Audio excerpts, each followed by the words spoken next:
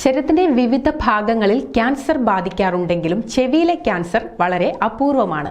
മാത്രമല്ല, ചെവിയുടെ പുറംതൊലിയിൽ വളരുകയും ചെവിയിലെ 3 ഭാഗങ്ങളിലും ബാധിക്കുന്നതാണ് ഈ ക്യാൻസറിന്റെ പ്രത്യേകത.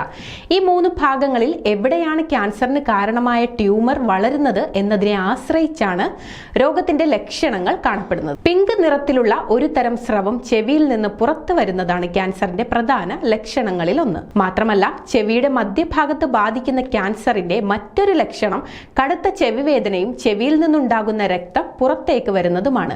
ചെവിക്കുള്ളിൽ എപ്പോഴും ഉണ്ടാകുന്ന മുഴക്കം, തലകറക്കം, കടുത്ത തലവേദന എന്നിവ ചെവി ക്യാൻസറിനുള്ള ലക്ഷണങ്ങളാണ്.